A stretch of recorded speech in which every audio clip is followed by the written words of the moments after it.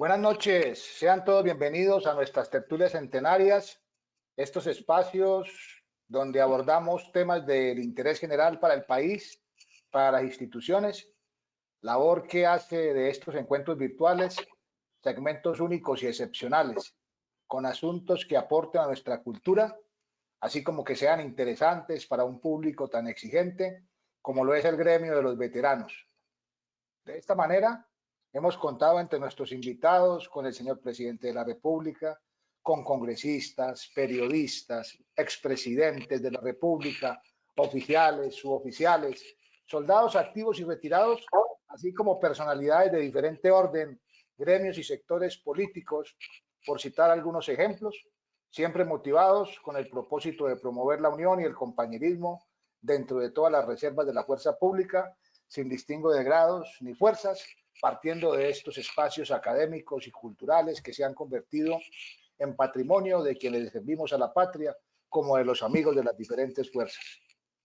Sin lugar a dudas, hoy tenemos una bonita oportunidad para abordar temas relacionados con la pandemia, temas relacionados con la seguridad, con este triste paro que viene afrontando el país, ciudades principales como Capital, como Cali, como Medellín, como Bogotá.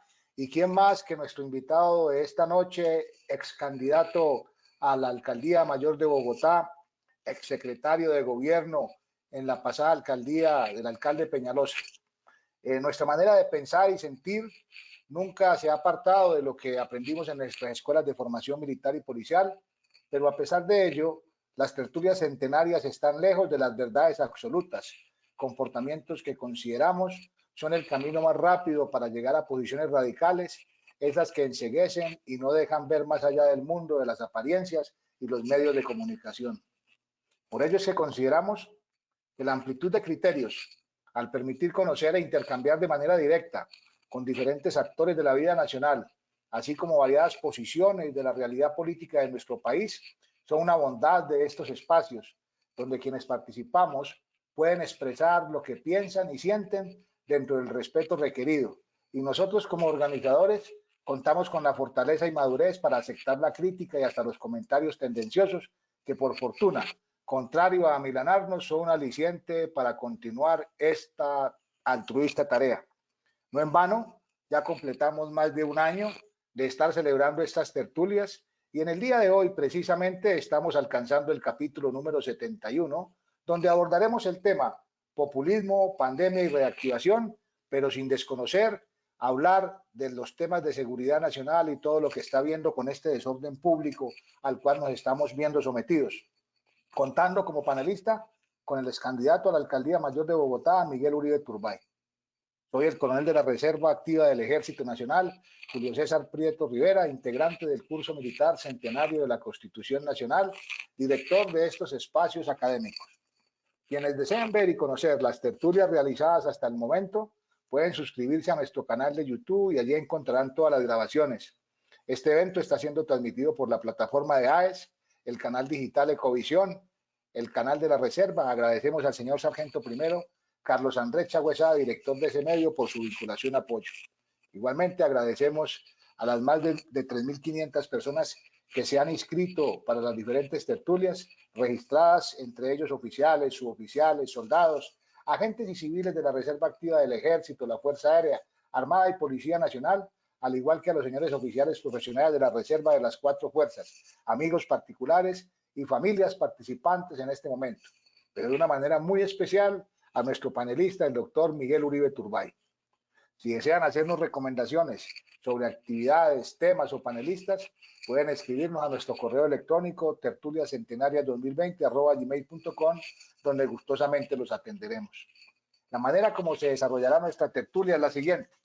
Partiendo del principio de brindar mayor espacio a las intervenciones de los asistentes, el doctor Turbay nos brindará su presentación, al término de la cual iniciaremos con las preguntas que deseen realizar, para lo cual, como es acostumbrado, abriremos los micrófonos. Le solicitamos enunciar el grado, fuerza, nombre y apellidos. En el caso de nuestros amigos civiles, hacer claridad en este aspecto. Igualmente, le solicitamos que las preguntas sean concretas y cortas. No se aceptan preguntas ofensivas ni que lesionen el buen nombre de personas o instituciones. Los moderadores nos reservamos el derecho de filtrar al participante que no cumpla con las citadas normas.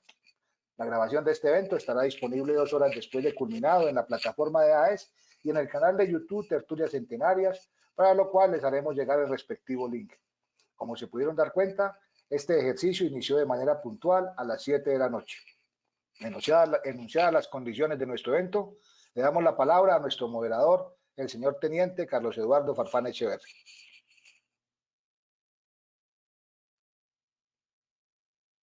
Carlitos, tiene cerrado el micrófono, ábrelo, por favor.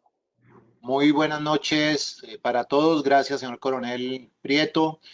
Un agradecimiento muy especial al doctor Miguel Uribe Turbay por estar esta noche con nosotros, compartiéndonos su punto de vista acerca de temas tan importantes como la situación de orden público que tenemos en los últimos días. Ya completamos este 7º día de paro y particularmente en ciudades como Cali, donde me encuentro actualmente, pues hemos sufrido en carne propia lo que significa los efectos de esta situación de paro nacional y que hoy está viviendo la ciudad de Santa Fe de Bogotá. Quiero adicional a agradecer al doctor Uribe Turbay por estar con nosotros, a cada uno de ustedes que día o semana tras semana toma su tiempo para estar con nosotros en estas tertulias centenarias. Quiero hacer una presentación muy breve del doctor Miguel Uribe Turbay, de su recorrido académico y su recorrido profesional, y una breve síntesis de su currículum. El doctor Miguel Uribe es abogado de la Universidad de los Andes, magíster en políticas públicas en la Escuela de Gobierno también de la Universidad de los Andes. Su trayectoria profesional: en el año 2014 se desempeñó como presidente del Cabildo Distrital. En el 2015, como concejal, fue destacado como el mejor concejal en el programa Consejo Como Vamos. Fue concejal de la ciudad de Bogotá en el periodo 2012-2015. En el año de 2016 fue designado por el alcalde mayor de la ciudad de Bogotá, Enrique Peñalosa, como su secretario de gobierno, donde trabajó por 3 años. De igual manera, en el año 2017, los periodistas especializados en Bogotá lo destacan como el mejor funcionario de la alcaldía. Ex candidato a la alcaldía mayor de Bogotá en las últimas elecciones y actualmente se dedica a consultorías en temas de seguridad, de convivencia, de derechos humanos y migración. Como ven, el doctor Miguel Uribe tiene una amplia experiencia y sobre todo una vocación muy importante acerca de lo que nos mueve a la reserva activa, de preservar el orden de nuestras ciudades, de preservar las libertades que hoy se ven afectadas de manera grave con esta situación que vivimos, particularmente en ciudades como Bogotá y como Cali. El señor Coronel Prieto mencionaba algunas recomendaciones que no sobra repetirlas siempre, semana tras semana, pero es importante destacar que en las 70 tertulias que hemos tenido previas, no hemos tenido preguntas ofensivas, preguntas que lesionen el buen nombre de personas e instituciones, así que esta no puede ser la excepción. Así que les pedimos que mantengamos siempre esa cordura, ese orden en las intervenciones y por eso abrimos los micrófonos y que si quieren intervenir simplemente levantan la mano allí en el símbolo que está en la plataforma o en el signo de interrogación. Ya ustedes lo saben, lo vuelvo a repetir siempre por las personas nuevas que tenemos semana tras semana. Como ustedes ven, estamos teniendo inscripciones nuevas, personas nuevas que se incorporan a estas tertulias centenarias. Un agradecimiento, y lo reitero, al señor Sargento Primero Carlos Andrés Chahuesá Ortega por la retransmisión de las tertulias centenarias en Ecovisión, el canal de la Reserva. Así las cosas, doctor Miguel Uribe, muchas gracias nuevamente por estar con nosotros en la noche de hoy. Le agradecemos el que comparta su conocimiento, su experiencia, su perspectiva acerca de estos temas que hemos planteado para la noche de hoy. Adelante, doctor Miguel Uribe. Bueno, gracias, teniente, gracias, Carlos, por la invitación, al coronel también un abrazo enorme y muchas gracias por esta invitación, esta oportunidad de compartir con ustedes y a todos los asistentes, a todas las personas que nos están acompañando en la plataforma, en los canales virtuales y que han permitido que sea posible este evento. Muchísimas gracias. Hoy es un día realmente especial, y no necesariamente porque sea bueno, sino todo lo contrario.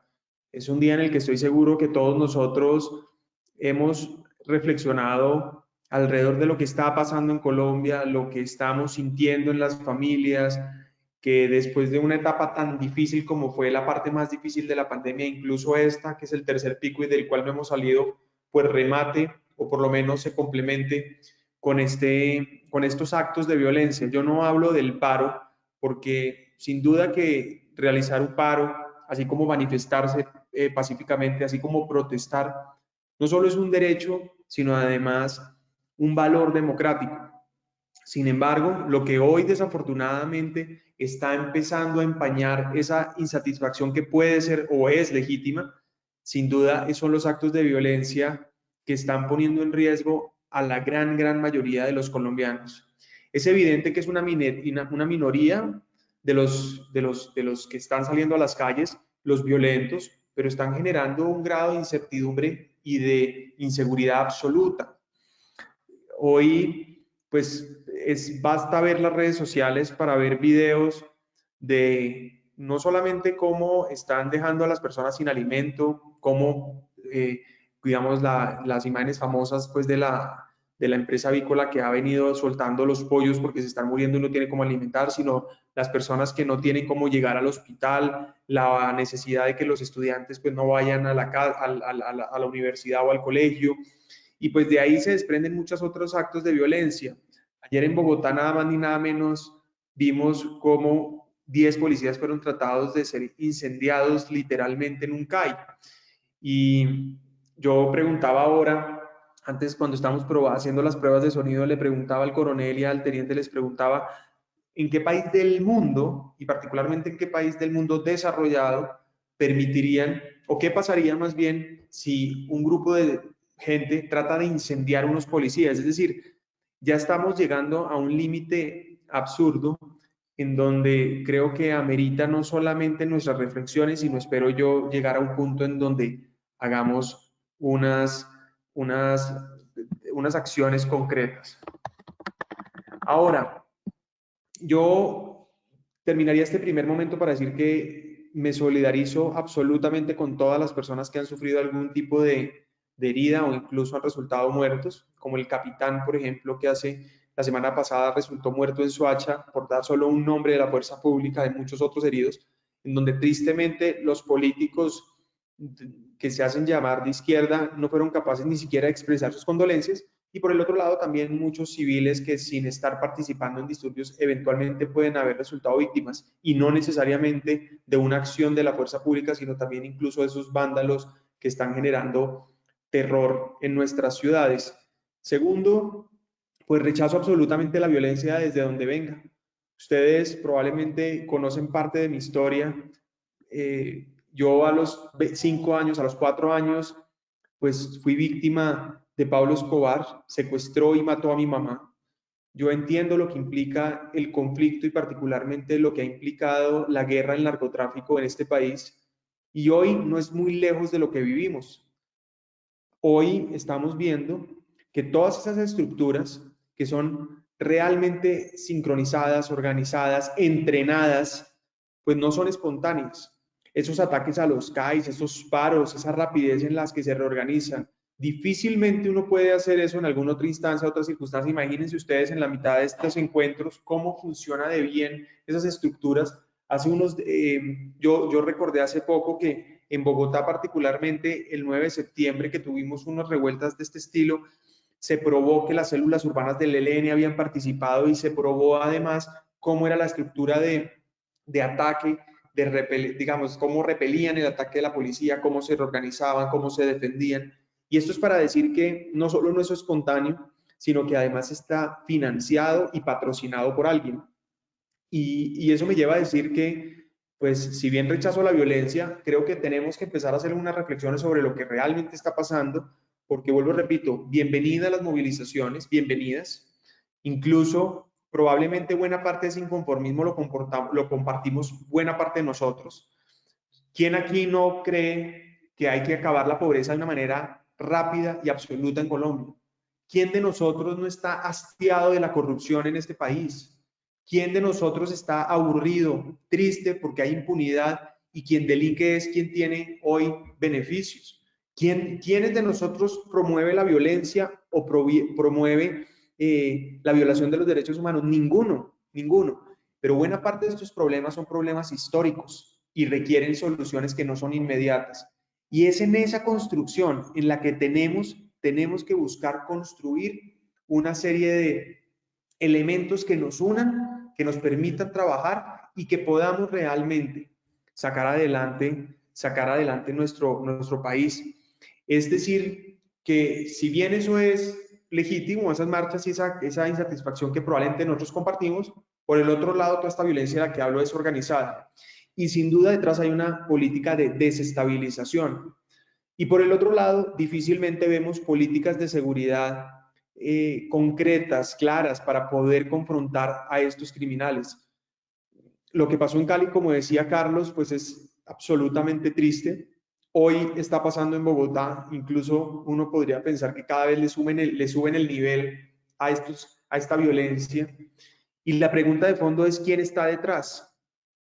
Aquí hay muchas tesis, ya ustedes han visto, algunas de las autoridades han confirmado que buena parte de las personas vinculadas al narcotráfico están financiando estas protestas. Se puede pensar que buena parte de esta violencia busca debilitar al gobierno, no solamente desde el punto de vista de capacidades, sino también, ¿no?, desde el punto de vista distrayendo a la fuerza pública para que no combata el narcotráfico, desde el punto de vista de la destrucción de los CAIs, el ataque a los policías, etcétera, sino también desde el punto de vista político, en donde en el marco de esa insatisfacción legítima, pues básicamente se montan para poder quitarle capital político al gobierno y que particularmente en este mes que iba a iniciar, o estamos muy cerca, de acuerdo al gobierno, la aspersión con glifosato. Es decir, detrás de esto, sin duda, hay 200.000 hectáreas de coca que valen toda la plata del mundo, que tiene unos dueños, y hay que pensar en eso. ¿Qué están dispuestos a hacer para no perder su negocio?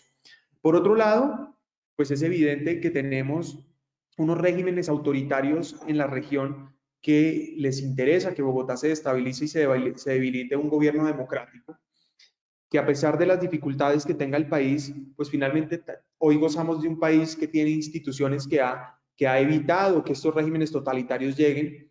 Pues obviamente estos vecinos les interesa, y hay obviamente teorías que eventualmente se tendrán que probar, pero así como en su momento Fidel Cano básicamente infiltró Estados Unidos con unos supuestos exiliados, pues ha podido pasar lo mismo en una migración en donde más de 1.800.000 venezolanos, que yo creo la gran inmensa mayoría vienen de buena fe escapando de ese régimen totalitario de Maduro y de Chávez, en donde hay problemas económicos, sociales, pues probablemente puede venir una porción que seguro será la minoría, la inmensa minoría, pues que básicamente vienen a prestarse, a colaborar con estas bandas. Sobra decir que todos aquí conocemos pues el patrocinio de Maduro a las disidencias de las FARC y bueno, otro tipo de grupos al margen de la ley. Y con eso digo que es muy grave lo que, digamos, con eso empiezo a redondear eso que yo llamaba populismo en la presentación, y particularmente empiezo a entrar en un tema que deja mucho que desear, y es cómo están funcionando cómo están actuando los líderes políticos hoy en Colombia. Nosotros estamos ante una catástrofe cuando yo veo una falta de liderazgo absoluto, cuando veo a congresistas, por ejemplo, que son completamente selectivos. Les duele profundamente la muerte de un civil, pero celebran la muerte de un policía, básicamente, o incluso son completamente indiferentes. Cuando son selectivos con la violencia, cuando son selectivos con las víctimas, cuando son selectivos con incluso los problemas o las soluciones. Al final lo que les importa no es el problema, no son los colombianos, les importa ganar políticamente de este desastre que estamos viviendo. Segundo, veo una ausencia de liderazgo absoluta en los poderes locales. lo que pasó en Cali, por ejemplo, con el alcalde Ospina, lo que ha pasado en Bogotá, es absolutamente preocupante. Yo podría decir que a Claudia López se le salió de las manos la ciudad por completo. Ella desde hace un año que inició, 1 año y 5 meses que inició, pues ha demostrado que no tiene ningún tipo de control en materia de seguridad. No sabe trabajar en equipo con la fuerza pública, la deslegitima. En septiembre del año pasado, que ya lo mencioné, utilizó un abuso de poder de un cierto grupo de policías, no para castigarlos, no para básicamente garantizar que sean sancionados, no para trabajar en equipo con la institución para que no hubiera impunidad, sino por el contrario, cogió ese hecho y lo volvió lo generalizó para desprestigiar a la propia policía. En esa época justificó, como lo ha hecho en esta, hasta cierto punto, la violencia. La vez pasada fueron 56 CAIs vandalizados, destruidos. No habíamos llegado a lo que vimos hoy con los policías, o ayer con los policías pues casi incinerados, pero no solo fueron ellos, fueron escuadrones del SMAT que les tiraron bombas molotov, pero además, pues a partir de eso hemos visto una total desconexión en materia de seguridad, orden público y autoridad de la alcaldesa. Ayer incluso decía que había que mantenerse, que entendía por qué el paro, que entendía por qué las movilizaciones, que no había ningún problema, que todo bajo control, y un rato más tarde, de una manera más o menos solapada, pedía el apoyo del Ejército Nacional en Bogotá. Por otro lado, pues una ausencia absoluta de sus funcionarios, secretarios de gobierno y secretarios de seguridad en este momento. Y yo en eso hablo un poco con autoridad moral y con algo de conocimiento, porque fui secretario de gobierno 3 años, tuve a cargo de acompañar 2.000 movilizaciones en 3 años, 2.000, Bogotá es una ciudad donde permanentemente hay movilizaciones de todos los tamaños, números, intereses, etcétera, donde solo menos del 2% terminó en disturbios y donde mucho menos de la mitad de ese 2% terminó en disturbios graves, pero siempre con la clara intención nuestra de que garantizábamos la protesta, pero rechazábamos no solo la violencia, sino, ojo a esto, las vías de hecho. Las vías de hecho es parar los camiones, como hablábamos ahora con Carlos, en el Cauca, por ejemplo, en el Valle del Cauca, en la entrada a Bogotá, en Mosquera o en Tocancipá. Las vías de hecho es, además de la violencia, incendiar las estaciones, etcétera, es frenar el Transmilenio en el caso de Bogotá. Las vías de hecho han sido precisamente por lo que hemos dado una vida en Colombia de sacrificio, y es acabarlas. Y la violencia que han promovido en el campo, desafortunadamente hoy, y que, bueno, en buena parte, gracias a la mayoría de los que están, o gracias a ustedes, a los que han participado en las Fuerzas Armadas de una manera decente, legítima, trabajadora, y que han hecho miles de concesiones, pues habíamos venido ganando esa guerra, y hoy nos trasladan esa guerra a las ciudades, en donde efectivamente la capacidad de la institución en el marco de un Estado que han debilitado desde el punto de vista, no solo, no me refiero al gobierno del presidente Duque, me refiero al Estado, han debilitado las instituciones, especialmente las de la fuerza pública, para poder asumir con autoridad y obviamente proporcionalidad, y obviamente en la garantía de los derechos humanos, y obviamente en el marco de la legalidad, pues asumir esos ataques y repelerlos, y no solamente repelerlos, sino poder concluir, digamos, con la acción en contra de estos criminales. Ahora, ¿cómo es posible que hace 3 o 4 días un juez deja en libertad 14 criminales que cogen en flagrancia policías y ordena una investigación en contra de la policía? Es decir, lo que resume esto es que el mundo está al revés y se volvió una guerra de narrativas, no de hechos ni realidades. Y es ahí donde tenemos que ser realmente inteligentes de cómo asumir este nuevo debate, y particularmente este debate político. Yo hoy tomé la decisión de aspirar al Senado de la República después de haber sido candidato a la alcaldía, y en buena parte lo hago con el convencimiento de que no podemos rendirnos ni permitir someternos a este grupo de ciudadanos o sectores políticos que de una manera mezquina y solapada promueven la violencia por debajo de la mesa, pero hablan de paz. Hablan de reconciliación, pero nunca como nosotros, incluso muchos de ustedes o yo, hemos tenido que perdonar a los asesinos de nuestros familiares, de nuestros amigos, de la gente cercana. Desafortunadamente, este sector habla de libertad, pero la coarta permanentemente. Este sector dice ser demócrata, pero desprecia las instituciones. Dice ser progresista, pero ante el debate calla a sus adversarios. Es exactamente lo mismo que hemos visto en muchos otros estados en donde prácticamente, diría yo, el socialismo ha triunfado o por lo menos tiene el poder hoy. Y yo aquí no quiero hablar necesariamente de ideología, porque no estoy de acuerdo en calificar de derecha o izquierda a las personas. Incluso creo que es injusto e impreciso obligar a calificarnos desde los extremos.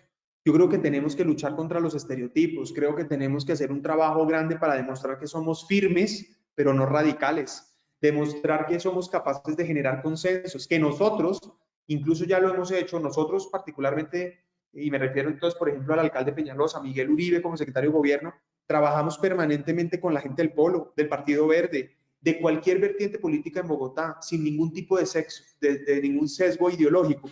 Pero por el contrario, lo que nos encontramos al otro lado es unas personas que si no están con ellos, están en contra. Y no me refiero a todo el sector de la izquierda tampoco, sin duda, aquí hay matices, aquí no podemos generalizar y no podemos generar estereotipos. Buena parte del éxito, seguramente, de estas tertulias y del éxito que ha tenido, no solamente este, sino muchos otros espacios, es que no hay sesgos. Y yo comparto eso, es bueno oír a todo el mundo, porque no siempre tenemos la razón, porque buena parte de ser demócrata es reconocer errores, tener la humildad de poder construir desde la diferencia y entender que el otro, y generar esa empatía para entender que el otro puede estar bien o incluso necesitamos que todos estemos bien. Y yo creo que ese es el debate al que nos enfrentamos, a reconstruir con el lenguaje cómo abordar los problemas, cómo buscar soluciones distintas, cómo focalizarnos en problemas nuevos también. Pero sin duda que hay un valor fundamental que no podemos dejar perder y se llama seguridad. Un país con violencia es un país en el que no hay derechos humanos. Un país con violencia es un país donde hay pobreza. Un país con violencia es un país en donde efectivamente hay incertidumbre, desasosiego, crimen, etc. Es decir, es la seguridad lo que tenemos que proteger. No hay un país desarrollado en el mundo donde no haya seguridad en todo su concepto, ¿no? Y eso implica no solamente seguridad o defensa nacional, seguridad ciudadana, incluso seguridad jurídica. El concepto de seguridad es fundamental para que haya progreso y bienestar para todos. Claro, en el marco de la legalidad, claro, en el marco de los derechos humanos. En estos días yo he dicho que por supuesto hay que respaldar a la fuerza pública, pero quienes respaldamos a la fuerza pública y de la inmensa mayoría de la fuerza pública, pues no solamente es consciente de que hay que hacerlo en el marco, que su ejercicio se hace en el marco de la legalidad y se hace precisamente ¿para qué? Para garantizar los derechos. Es decir, un policía, un militar sale a la calle a defender ¿qué? Los derechos de los ciudadanos. Entonces ese concepto de seguridad es fundamental y tenemos que replantearlo de una manera en donde además quede claro que sin seguridad no hay libertades, que ese es prácticamente un concepto fundamental que hay que tener en el radar, que es buena parte de lo que persiguen estos regímenes totalitarios. Hace 2 días, o ayer, perdón, ganó en Madrid el PP y básicamente su consigna fue libertad o socialismo. Buena parte de los sacrificios que muchos de ustedes hicieron en su vida, sus familias, sus colegas, fue precisamente por eso, por defender la libertad en Colombia. Y yo creo que eso no lo podemos perder. Aprovecho además porque quiero contarles algo sobre mí. Muchos de ustedes probablemente o esperaría yo, me encantaría que algunos de pronto me tengan en el radar, pero para los que no me gusta contarles de dónde vengo y por qué hago política. Muchos creen que hago política porque mi abuelo fue presidente. Y si bien admiro a mi abuelo, fue un hombre que básicamente no venía de ninguna situación privilegiada, que se hizo a pulso, es hijo de un inmigrante, trabajó permanentemente para poder servirle al país, pues no tuve la oportunidad de conocerlo como yo hubiera querido. Ahora, aprendí cosas valiosas de mi abuelo, por ejemplo, la admiración y el respeto por las Fuerzas Armadas.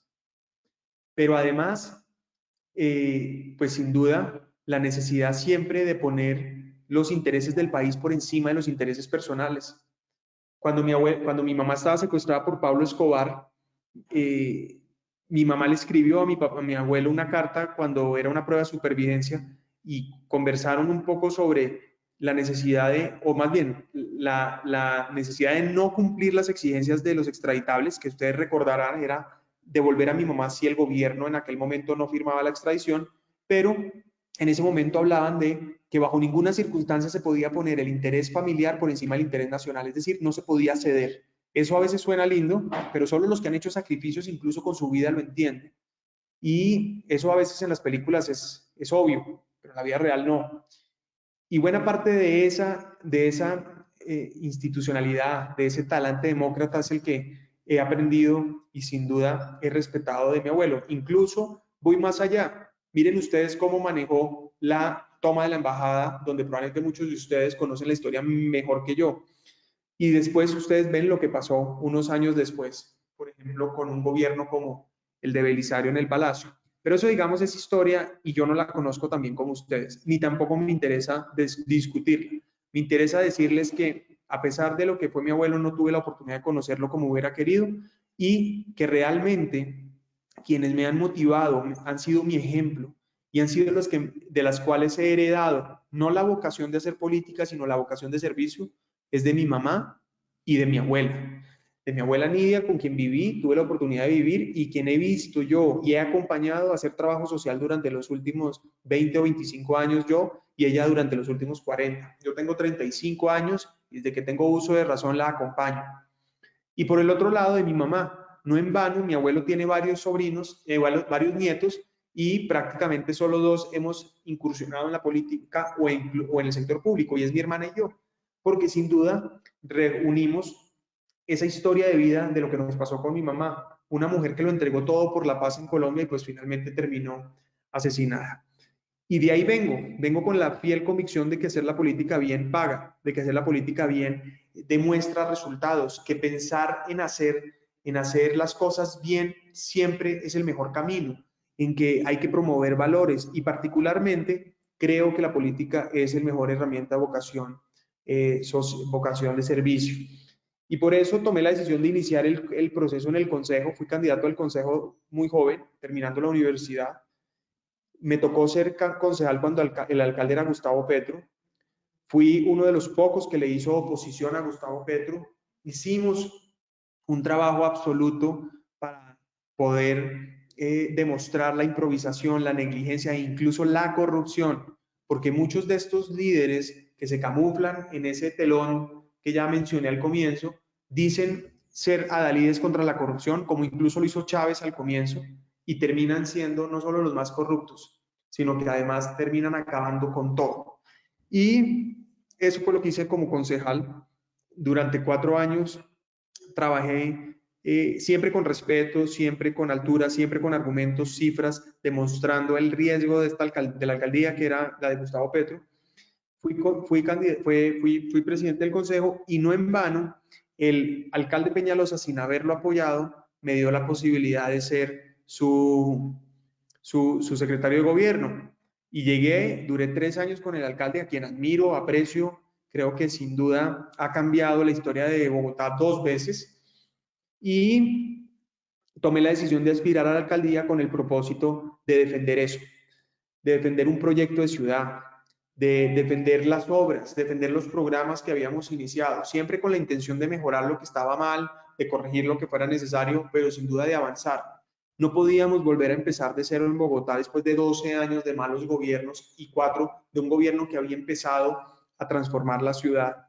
Consideraba que, si bien era el más joven, era el que más experiencia tenía gobernando.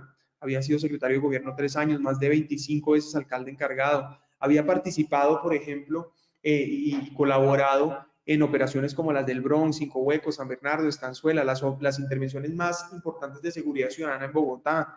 Había tenido a cargo más de 3 billones de pesos y no tengo un solo escándalo de corrupción. Y eso fue lo que me motivó a decir, no solamente creo que puedo ser útil, sino tengo la capacidad para poder concluir o por lo menos continuar este proyecto. Me lancé, empecé a hacer un proceso en donde comencé en el 2%, recogí 200,000, primero recogí 400,000 firmas, recogimos, y después de recoger esas firmas empecé a construir un consenso en donde varios partidos me apoyaron y pasamos del 0% al 22%. Ya en ese momento, en septiembre, iba de segundo empatado, empezaron a salir unas encuestas donde, pues, dejo simplemente en el ambiente que no eran las encuestas conocidas ni las de mayor reputación, que empezaron a bajarme y a ponerme siempre en el último lugar y construyeron un ambiente, pues, muy desfavorable para mí, particularmente para quienes creían en esta causa, y es que ante el temor de Claudia López, obviamente mucha gente salió a votar por el otro candidato. Pero bueno, también esa es la política desafortunadamente y no todos hacen las cosas por encima de la mesa como creo que debería ser. Entonces, termino ese periodo y al no ganar la elección, pues sin duda quedo con la intención de seguir. Sacamos 427,000 votos que valoro y agradezco cada uno y nunca se me van a olvidar, porque finalmente a veces los políticos no valoran un voto, creen que no, y se habla de votos como si fuera pues canastas de arroz. Y resulta que un voto es probablemente el hecho de mayor generosidad y confianza que un ser humano puede dar, que un ciudadano puede hacer, porque es básicamente creer en alguien para que esa persona trabaje por el bienestar suyo y de su familia. Y valoro esos 427,000 personas que por confianza me acompañaron y que pues evidentemente no puede terminar ese proceso. Y de esa manera, pues soy invitado por el presidente Uribe a ser candidato al Senado. Y como les decía al comienzo, es necesario dar el debate y tomé la decisión de hacerlo. Obviamente este es un paso en donde espero seguir haciéndolo bien, demostrando que hacer políticas se puede hacer bien, honestamente, transparentemente, con los principios adecuados, sin negociar principios y obviamente seguir pues construyendo un modelo de sociedad y país que permita tener un país sin pobreza, sin corrupción, sin impunidad, con igualdad de oportunidades. Un país donde somos libres es un país donde las personas pueden iniciar desde cero 1000 veces y pueden tener éxito. Un país libre es donde todos nosotros tenemos la oportunidad de expresarnos sin problema, donde la gente puede marchar sin que la maten, donde los ciudadanos pueden hacer lo que tengan, digamos, quieran y piensen que pueden hacer, la libertad de prensa, etcétera. Pero un país sin libertad es el país en donde nos quieren llevar y en donde la violencia termina siendo buena parte de lo que nos secuestra en nuestras casas, nos secuestra, no nos permite hablar, no nos permite expresarnos, nos intimida, y eso es buena parte de lo que tenemos que combatir. Yo he venido haciendo también un esfuerzo por promover diferentes iniciativas, particularmente en el caso de Bogotá, veedurías. En el caso de Bogotá he trabajado en los temas que a mí me apasionan, además del tema político y de política pública y particularmente seguridad, derechos humanos, migración incluso, que es buena parte de en lo que ando hoy como consultor, eh, sino también los temas que desde hace muchos años promuevo. Yo cuando tenía 16 años creé una fundación, por ejemplo, para enseñar ajedrez. Yo enseñaba ajedrez y buena parte de mi paso por esa fundación y por muchas otras que he estado, pues es lo que confirma que la mejor manera de hacer un cambio social a gran escala y de gran impacto es la política. Porque si bien estaba en fundaciones, unas creadas por mí como esta, particularmente en donde a los 16 años me dediqué a enseñar ajedrez por Colombia a niños de 5 años para que no fueran vulnerables a las pandillas, donde no consumieran droga, pues como otras en las que he estado, pues obviamente uno se entiende el valor de transformar la vida de los otros positivamente y uno busca, o quien nos gusta esto, buscamos cuál es el mejor camino para hacerlo. Termino diciéndoles, porque traté de planear esto exactamente para la media hora que me plantearon, con el propósito de escuchar sus preguntas y poder a partir de eso hacer una referencia a cada uno de los temas. Termino contándoles que yo estoy casado con María Claudia. Cuando yo me casé con ella, o más bien, cuando empecé a salir con ella, tenía 3 niñas de 10, 8 y 3. Y hace 5 meses tuvimos nuestro primer bebé juntos. Hoy más que nunca creo que no nos podemos rendir, que tenemos que buscar alternativas para demostrar que los no violentos somos más, que quienes estamos aburridos de esta manipulación somos más, que los que queremos un país en paz somos más, que los que creemos en las instituciones y en el Estado de Derecho somos más. Y yo siento que esa es probablemente la motivación más importante para no rendirme y probablemente la de ustedes para tampoco hacerlo. Entonces, gracias por este espacio. Me alegra mucho poder compartir con ustedes algunas reflexiones y presentarme. Obviamente, aquí estamos ante el fenómeno más importante de la historia y no solamente es en el marco del paro, sino particularmente en el marco de la pandemia. Y por eso creo que hoy, más que nunca, tenemos que pensar en lo que viene, en la nueva forma de hacer las cosas. Yo había planteado un tema que no alcancé a mencionar, aunque voy a tomarme 2 minutos más para mencionar, porque Carlos me lo dijo, pero no quisiera dejarlo por fuera, y es la necesidad del tema de la reactivación. Sin seguridad no hay reactivación, sería lo primero que tendría que decir, pero lo segundo es que la reactivación no se debería hacer imponiendo cargas, sino dando incentivos. Yo, como probablemente muchos de ustedes, tampoco estaba de acuerdo con la reforma tributaria del gobierno. Creía que había que hacerle muchísimas modificaciones. Probablemente sea necesario tener más ingresos, pero para tener más ingresos y para poder generar reactivación necesitamos, uno, generar empleo. La mejor manera hoy de salir de la pobreza es trabajando, es dándole oportunidades al que no la tiene, es generando la oportunidad de que las empresas paguen salarios y paguen impuestos para poder promover políticas sociales ambiciosas. La mejor manera es dándole la seguridad física y jurídica a las empresas para que puedan desarrollar sus proyectos y no se encuentren ante estos problemas hoy logísticos que tienen por la violencia, por ejemplo, puntualmente en este paro. Eso es lo que necesitamos hoy en Colombia, que le traslademos la carga que hoy le hemos impuesto a los ciudadanos al Estado, que el Estado ahorre. Todos los que me están oyendo aquí, estoy seguro que han hecho uno u otro esfuerzo en esta pandemia. Han tenido que apretarse el cinturón. Más de 1.500.000 familias dejaron de comer 3 veces para comer 2 veces porque no tenían los ingresos. Ya son más de 3 millones de familias que no pueden comer sus comidas completas. Sin duda, todos los negocios, o probablemente la inmensa mayoría, han tenido que mantener empleados a costa de tener pérdidas, han tenido que asumir los gastos al 100%, teniendo limitaciones y restricciones que les impiden el 50% de los clientes, que les impide funcionar los fines de semana. Entonces pagan el 100% de los gastos, pero tienen el 50% o menos de ingresos. Y la pregunta es, ¿qué va a hacer el Estado? Y no solo el gobierno nacional, las gobernaciones y las alcaldías, para que a su vez asuman esa necesidad de ahorro, austeridad, para poder compensar el esfuerzo de los ciudadanos. ¿Qué vamos a hacer para combatir la evasión, el contrabando, la corrupción y los demás fenómenos de economías ilegales, que son precisamente en donde debería generarse los recursos para el país? Entonces, ahí, pues sin duda, tenemos que dar unas peleas fuertes. Yo, por ejemplo, en buena parte soy defensor de la reducción, no solamente del Congreso, sino del Estado en general. Y vuelvo, repito, alcaldías y gobernaciones. Es mucha la plata que se malgasta en el gobierno, en los gobiernos en general, locales, departamentales y nacionales. Necesitamos hacer un ahorro burocrático, necesitamos ser mucho más eficientes y particularmente frente al tema del Estado, que ya lo mencionaba, frente al Congreso. Yo estoy convencido que hacer un ahorro de 20% del Congreso permitiría tener una democracia mucho más eficiente, más oportuna, unas decisiones mucho mejores, pero además más recursos para invertir en donde se necesita. Habiendo dicho eso, pues lo más cerca de mis 30 minutos, querido Carlos y Julio César, pues estoy listo para responder sus preguntas. Muchas gracias. Muchísimas gracias, doctor Miguel. Le recordamos a todos los participantes que pueden levantar la mano en el símbolo que está en sus plataformas o hacer la pregunta allí mismo donde encontramos el signo de interrogación. Y una vez mencione el nombre de la persona que va a hablar, le pedimos por favor que nos recuerden su nombre, su grado y la fuerza que representan. Le abrimos el micrófono entonces al señor coronel Carlos Martínez Caballero. Adelante, señor coronel Martínez, que creo que es Carlos Martínez.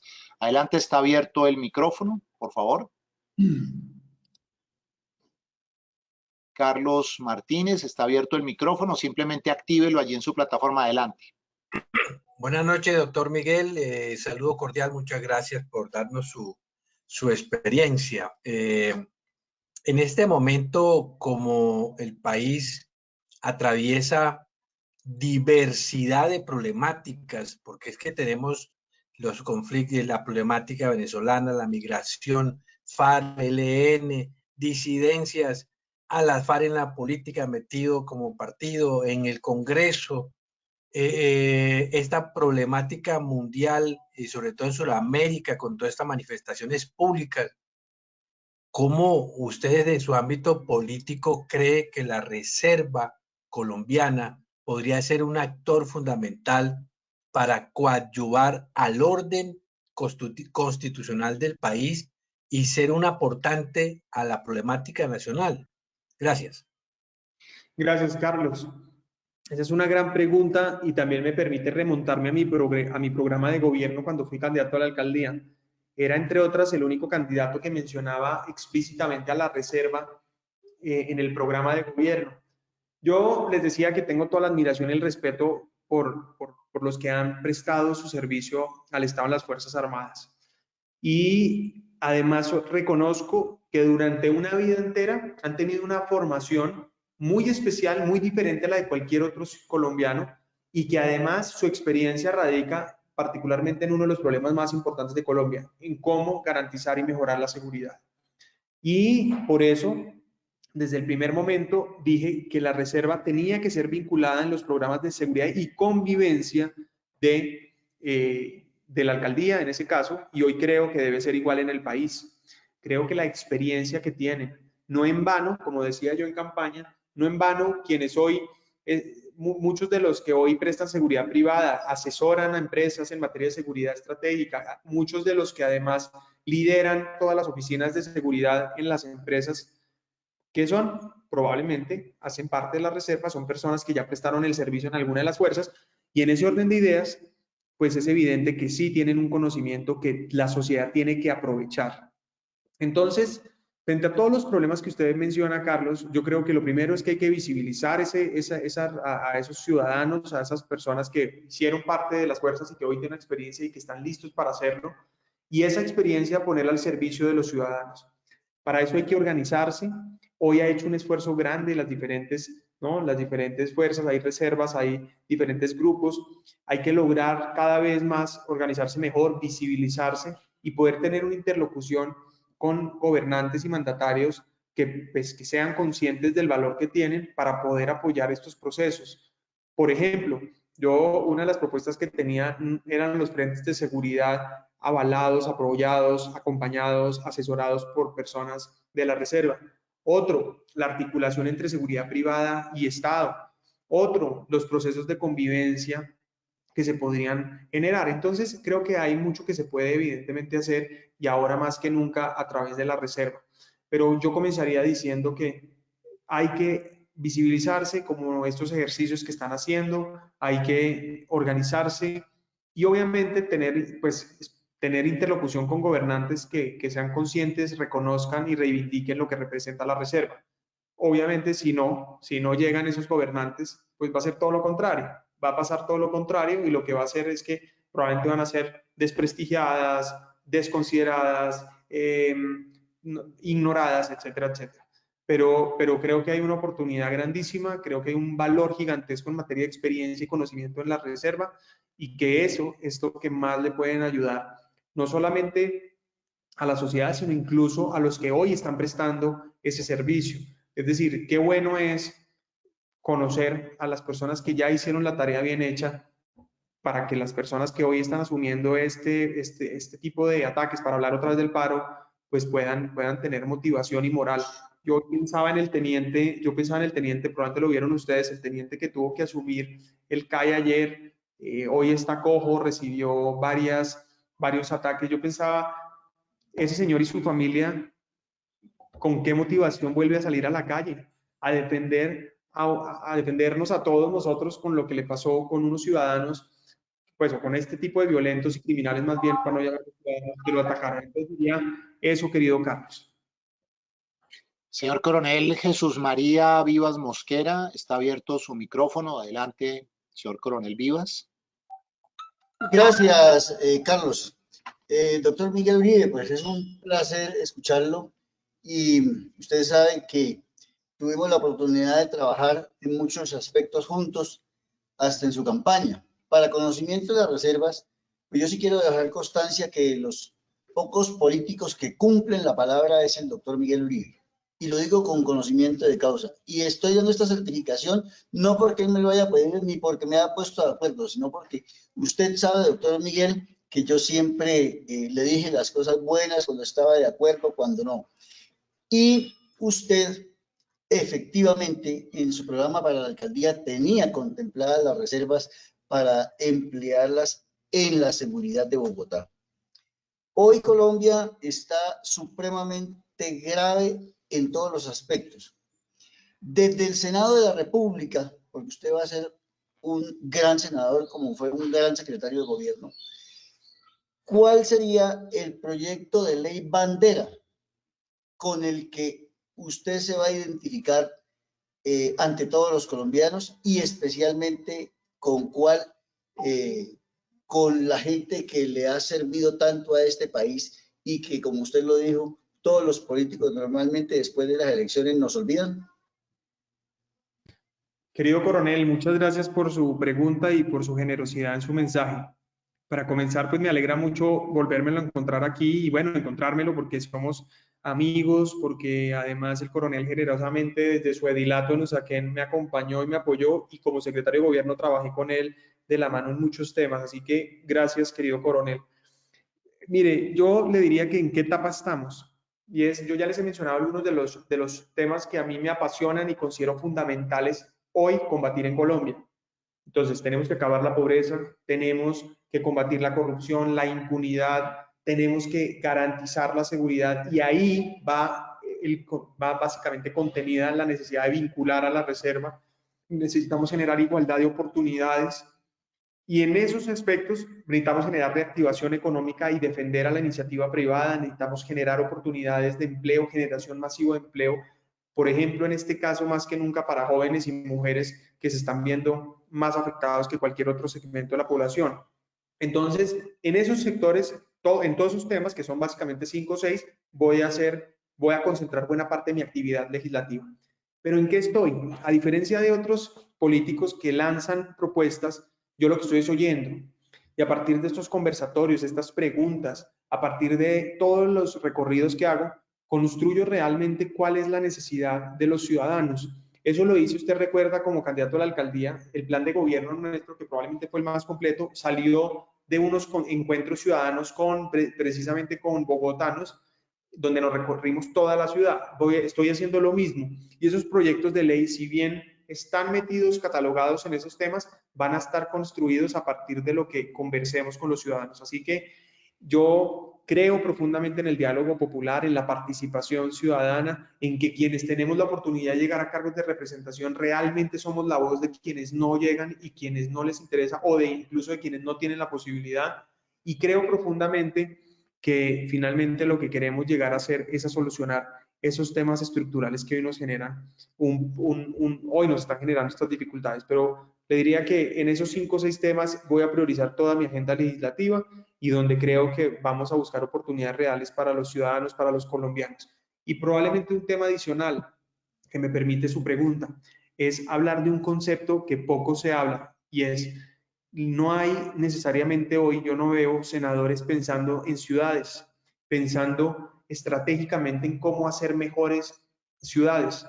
Veo a muchos hablando de temas generales, pero no pensando en lo que pasa en Bogotá, Medellín, Cali, Bucaramanga, etcétera, etcétera, etcétera. Y ahí hay un área de oportunidad para alguien que viene, su experiencia es absolutamente en ciudades, en donde sin duda hay integración con el campo, el abastecimiento, la seguridad, pero donde los problemas son los mismos y donde vamos a hacer un trabajo muy juicioso para que podamos atender esas circunstancias. Los problemas de seguridad son los mismos, los problemas de abastecimiento son los mismos, de energías renovables, de servicios públicos, de costos de servicios públicos, de contaminación, de transporte público, y es ahí donde alguien que conoce una ciudad como Bogotá, que ha trabajado, pues le puede ofrecer un conocimiento y un trabajo permanente a las demás ciudades para crear más y mejores ciudades. Y terminaría diciendo esto: las ciudades la ciudad no es un fin en sí mismo, es un medio para que los ciudadanos de esas ciudades vivamos mejor.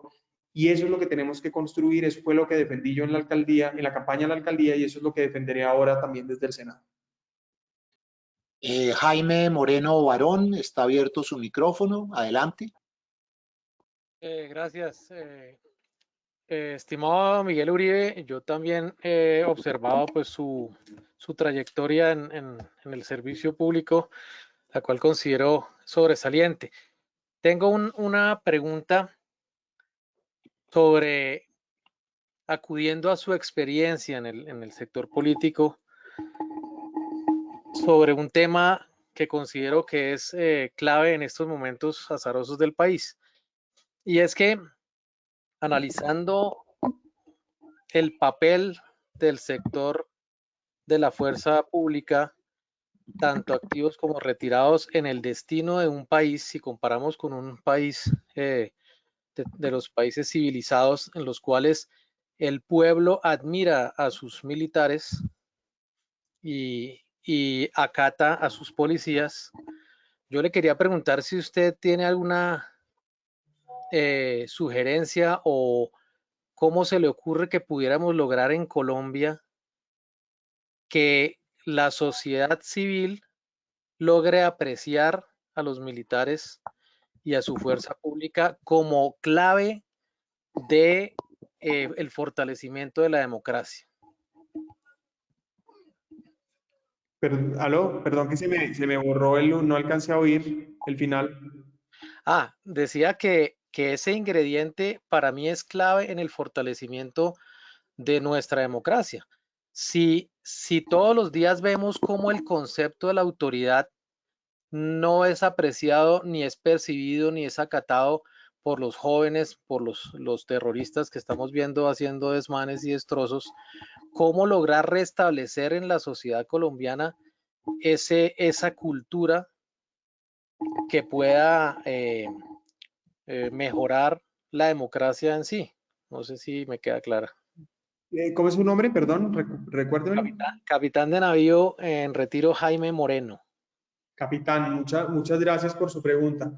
Mire, yo creo que usted da en buena parte del punto de lo que tenemos que hacer, y cuando yo hablo de la narrativa, ¿no?, de estas guerras de narrativa, cuando hablo un poco de enfocarnos en los valores adecuados, pues en buena parte está ahí transversalmente lo que implica la autoridad, el orden público y cómo es fundamental para lo que viene después, ¿no? No podemos tener democracia sin seguridad, no podemos tener libertad sin seguridad, no podemos... Y buena parte, un valor fundamental, pues es ese, es el de la autoridad. Y decía yo que en ningún país del mundo aceptarían, y particularmente en los desarrollados, que es así como nos queremos ver en unos años, aceptarían lo que pasó, pues en general lo que ha pasado, el ataque a la fuerza pública y particularmente pues el intento de incendiar a estos policías el día de ayer en Bogotá. Y además hay un respeto absoluto, como usted bien lo decía. Tenemos que reconstruirlo y todos tenemos que poner. Obviamente la clase dirigente tiene que hacer un esfuerzo. El ejército y las instituciones, las Fuerzas Armadas en general, todas tienen que hacer un esfuerzo, obviamente en cada una. Desafortunadamente, como bien todos lo reconocemos en cualquier cosa, pues hay una serie de personas que son la inmensa minoría que no cumplen las normas, pues esas personas tienen que ser sancionadas, no puede haber impunidad, tiene que haber transparencia, tiene que haber un diálogo con la ciudadanía, y yo creo que parte de eso a mediano plazo, con los gobiernos adecuados, puede cambiar. Obviamente hoy tenemos una institución educativa en donde a propósito no es libre. ¿Y a qué me refiero que no es libre? Y digamos, la gente de FECODE está absolutamente concentrada en que ningún modelo educativo de educación pública gratuito y de calidad pueda estar por fuera de sus manos. Entonces no dejan, mejor dicho, no cortan y no prestan el hacha, más o menos. Y en Bogotá, por ejemplo, hemos tenido peleas grandísimas donde creamos los colegios en concesión y entonces se oponen porque entonces consideran que si no son ellos nadie más puede educar a los jóvenes, se oponen a los colegios en convenio porque si no son ellos no puede nadie más educar a los jóvenes. Y buena parte, ese tipo de sectores, no el 100% de FECODE ni mucho menos, pero sí una parte muy importante, se ha dedicado a, pues, básicamente, diría yo, que adoctrinar y hasta un punto en algunos momentos instrumentalizar a jóvenes. Y eso tiene también que cambiar. Entonces, así como tenemos que la clase dirigente, las instituciones de las Fuerzas Armadas, el sistema educativo, pues tenemos que restablecer esos valores. Pero yo coincido con usted, más que exactamente, es decir, y como digo yo, ese es primero es un problema histórico que han venido construyendo en los últimos años, que buena parte de este proceso, este último proceso que hemos vivido durante los últimos años, ha sido dedicado a eso.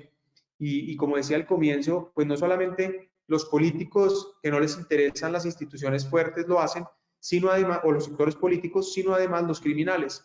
Entonces, ¿qué hacen los criminales? Lo que estamos viendo hoy, debilitando al Estado a través de debilitando a las fuerzas militares. ¿Qué vemos hoy?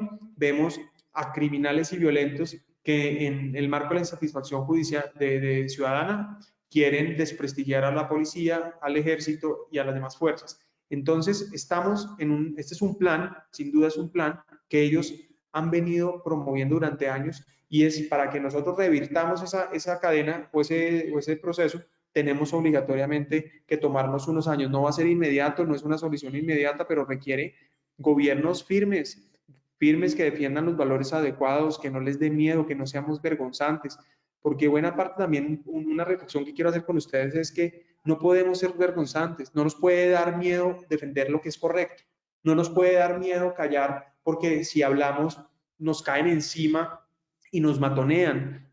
Y por supuesto, si lo permiten, si tenemos que tener un país seguro, porque no nos puede dar miedo hablar para que nos maten. Entonces, diría yo que tiene usted razón, capitán, ese es el tema de fondo, o uno de los temas de fondo en lo que, en la descomposición que han tratado de generar algunos sectores, y en parte ese es el valor que más afecta. Muchas gracias.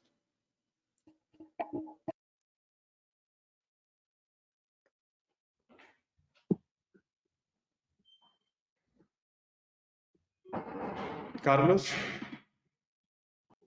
Omar Juan Carlos Suárez Acevedo, por favor, está abierto el micrófono. Adelante, Omar.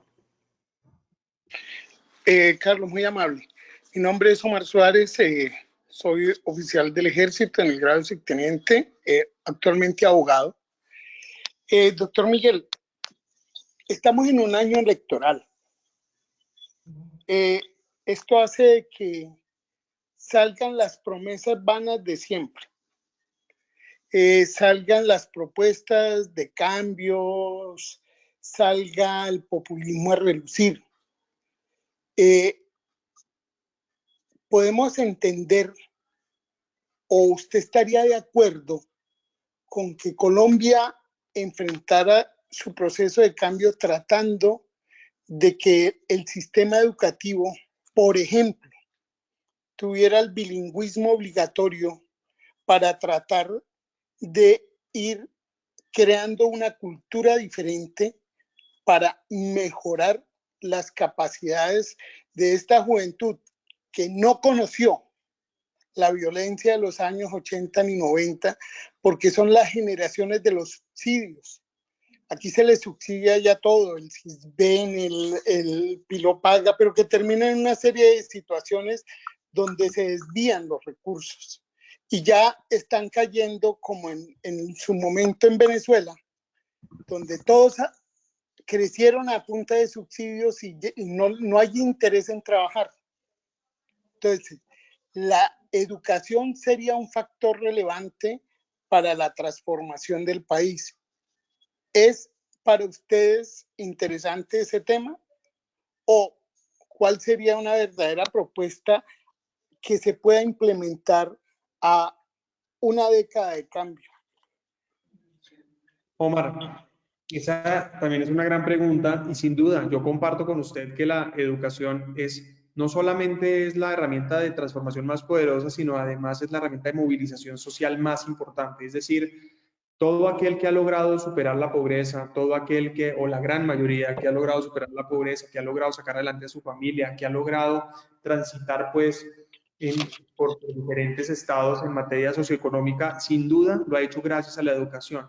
La educación es el anhelo de todos nosotros, y por lo general queremos siempre mejor educación para nuestros hijos de la que nosotros hemos podido tener. Educación de calidad tiene que ser un principio básico de un Estado que genera igualdad de oportunidades y que particularmente combate a la pobreza.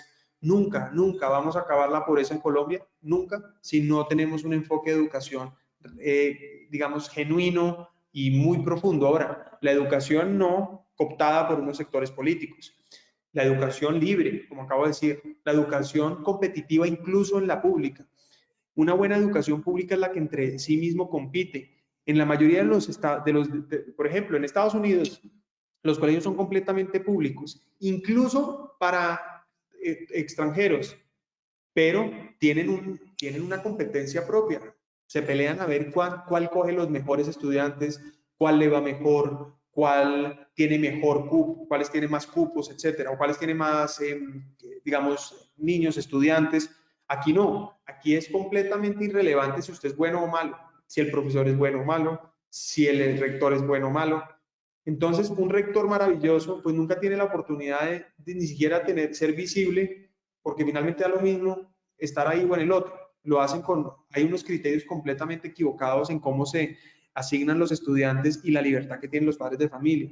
En muchos casos, incluso, yo creo que un factor fundamental de la educación pública es también la relación en comunidad. ¿Qué papel le damos a los padres de familia? ¿Cómo los vinculamos? Por ejemplo, yo les hablé rápidamente de los colegios en concesión, no sé si lo tengan en el radar. Los colegios en concesión fueron en Bogotá, hechos por Peñalosa en el 2000, y fueron colegios completamente construidos por el sector público, por la alcaldía, pero entregados en concesión su operación. ¿Y quién lo operó? Incluso hasta hoy. Entonces, las personas las entidades que tenían conocimiento en sistemas educativos licitaron. Entonces están, por ejemplo, está la asociación, la Alianza Educativa, que la conforma el Colegio Los Nogales, el Colegio Nueva Granada, Los Andes y el Colegio San Carlos, y la Universidad, sí, y el Colegio San Carlos. De los mejores colegios de Colombia, con una de las mejores universidades, dedicando a enseñar en colegios completamente públicos y gratuitos. Otros, cajas de compensación, otros, confesiones religiosas, otros. Y de esa manera se le entregó también a otras personas con el conocimiento y la capacidad, la posibilidad de educar gratuitamente a jóvenes. Hoy, Petro, por ejemplo, quería acabar esos colegios, no dejamos desde el Consejo y ahora con Peñalosa logramos ampliar. Había 25, Petro acabó 3 a 22, se ampliaron en 15 más, hoy hay 37 y probablemente los que dejamos proyectados, Claudia López no los va a terminar. Pero imagínense ustedes que quien evitó que esos colegios se acabaran fue la misma ciudadanía que salió a protestar. Por ejemplo, el coronel Vivas recordará bien cómo pasó eso en Usaquén. Y entonces, ustedes, ¿por qué menciono eso? Menciono porque sí, está muy bien que hablemos de educación, pero ¿qué tipo de educación queremos?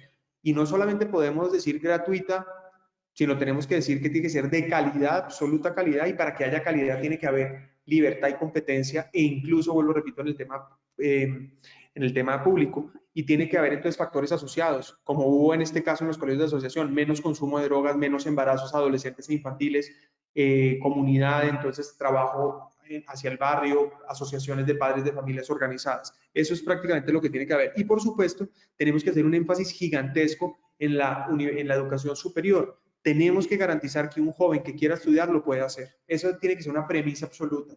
Y tenemos que subsidiar, o diría yo financiar, más que subsidiar, esa educación, siempre y cuando haya también unos parámetros. Porque es que aquí, y parte de ahora que hablamos con el capitán, el tema de autoridad, aquí también hay un concepto y una narrativa que nos han volteado, y es muchos derechos pero cero deberes. El estudiante tiene el deber de ser buen estudiante. El estudiante tiene hoy el derecho de tener educación gratuita, pero también tiene el deber de ser buen estudiante. Y es prácticamente esa es la cultura que tenemos que promover. Pero sin duda, un estudiante o un joven que quiere estudiar tiene que tener una posibilidad. Y no solamente profesional, también tiene que haber técnicos, tecnólogos, y tenemos que innovar en el sistema educativo. Cuando yo fui candidato a la alcaldía, propuse, por ejemplo, crear 500.000 desarrolladores de software y básicamente entrar a la nueva economía digital.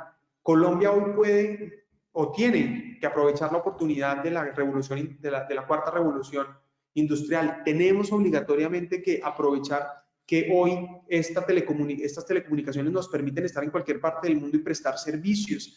Y en ese orden de ideas, sin duda, tenemos que innovar en el tema de educación. Entonces, coincido con usted, creo que es fundamental, es probablemente el tema más importante en la lucha contra la pobreza, la igualdad, pues la generación, digamos, la desigualdad, la lucha contra la desigualdad y particularmente la oportunidad para generar igualdad de oportunidades. Doctor Miguel, mencionaba usted la importancia de la educación y el modelo educativo que se ha establecido en Bogotá y que afortunadamente, en lugar de acabarse, viene creciendo. El gran reto es poder mantenerlo y crecerlo.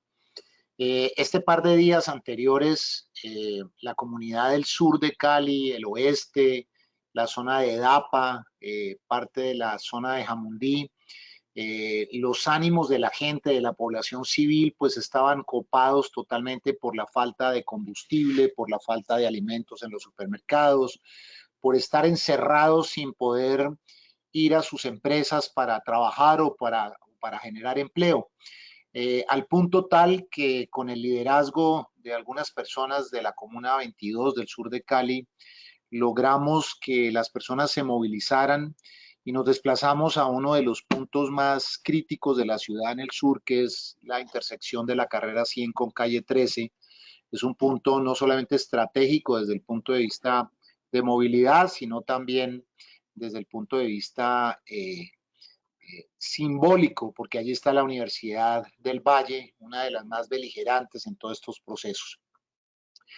Y pues logramos hacer una resistencia civil, y en esa resistencia civil, por supuesto, y se hablaba del liderazgo de los miembros de la Reserva, y ahí es donde es importante la participación de nosotros en esa resistencia civil, acompañando a nuestros vecinos, acompañando a nuestros conciudadanos para que organizados podamos hacer esa resistencia que entiendo el sábado ya va a haber algo en Bogotá, en algunas otras ciudades se ha replicado el modelo. Pero donde quiero llegar es que en ese par de días, antier y ayer, pues allí estando de cara con los muchachos que están en estas marchas, muchachos de todos los estratos, de todas las universidades, no es la universidad pública solamente, están los muchachos de las mejores universidades de Cali, del ICES y de la Javeriana, muchachos allí participando, muchachos de estrato 6, de estrato 5, 1, 2, y tenía la oportunidad de hablar con ellos preguntándoles por qué protestan, por qué marchan y por qué destruyen. Y hay una coincidencia en estos muchachos, todos ellos tienen un odio generalizado a las instituciones, un odio a la policía, un odio a las fuerzas militares, un odio a los gobernantes, un odio a los políticos, un odio institucional a todo lo que se llama institución, incluso creo que hasta sus casas había, y me da tristeza decirlo, el hijo de un concejal del Centro Democrático estaba allí, se jactaba que su papá era concejal y que él estaba en la marcha y mencionaba el nombre de su papá, etcétera. Pero yo creo que eso, y usted lo decía, esto no son cambios que se dan de la noche a la mañana. ¿Cómo lograr que esa masa poblacional tan importante, jóvenes entre 18 y 25 años que hoy están ahí, con un odio tremendo, porque pienso que en las épocas de adolescencia hay rebeldía, pero no se veía ese odio exacerbado contra las instituciones? ¿Cómo lograr cambiar esto? Y cambiar esto, eso no es de la noche a la mañana. ¿Qué pensaría usted que podría funcionar desde la óptica nuestra, en nuestras casas, en nuestros entornos, en nuestras juntas de acción comunal, en nuestros condominios? ¿Cómo logramos revertir esto? ¿De qué manera podríamos empezar a generar un cambio en ese sentido, que es un elemento que hoy se utiliza precisamente para movilizarlos y para generar lo que estamos viendo estos días en nuestras ciudades? Bueno, esa es una excelente pregunta porque finalmente es la pregunta del millón, ¿no? Si la resolvemos, cambia el país. Y usted, pues como lo que hemos hablado recientemente con frente a las otras preguntas, un poco en el punto de lo que tenemos que buscar hacer, no solo en este debate electoral, sino de ahora en adelante. Yo he dado algunas luces, he mencionado algunos temas que considero apropiados. El primero, sin ninguna duda, es escuchar.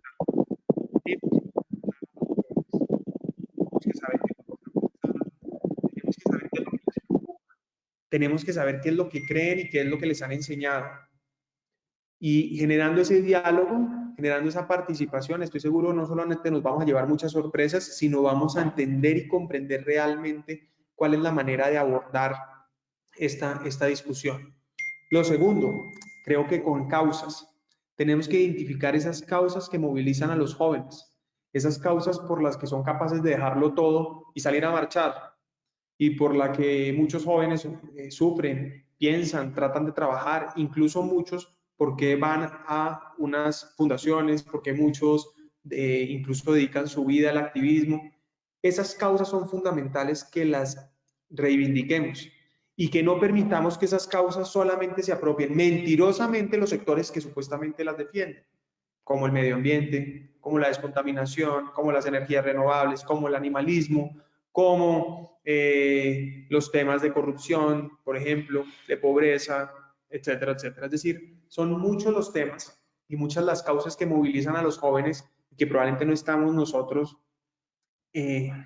visibilizando que estamos, o que, en las que estamos trabajando, porque yo digamos un poco la pregunta o lo que yo anexaría a lo que usted dice es, ¿Cómo es posible que durante años hemos avanzado en ciertos temas que hoy unos sectores radicales dicen defender y dicen mejorar, nunca han hecho nada para hacer algo propositivo, solo han destruido, y quienes han trabajado, han dado resultados, hoy parecieran ser los malos del paseo, ¿no? Esa, digamos, es parte de esa narrativa que han construido, etc. Entonces, lo segundo es causas.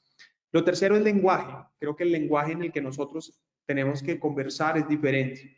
Tiene que ser un lenguaje en el que podamos abordar los mismos temas de una manera diferente, en donde podamos utilizar muchos argumentos y cifras e información. Yo creo que buena parte de lo que está pasando con estos sectores que usted menciona es precisamente la desinformación. Es decir, cuando ellos construyen esas narrativas y esas posiciones, lo hacen a partir de mentiras que alguien les contó, de mentiras de un video que vieron. Ahora andan rodando unos buenos videos, yo se los mandé incluso al coronel Prieto. Sería bueno que comparta esos y hay muchos más en donde dicen, mire, lo que muestran las redes, lo que realmente pasó. Oiga, lo que está pasando en Colombia es esto. Oiga, esto no fue lo que pasó, fue esto. Y eso empieza a mostrar también un poco a desenmascarar esas mentiras. Creo que ese es un trabajo que hay que hacer, pero hay que hacerlo con el lenguaje apropiado.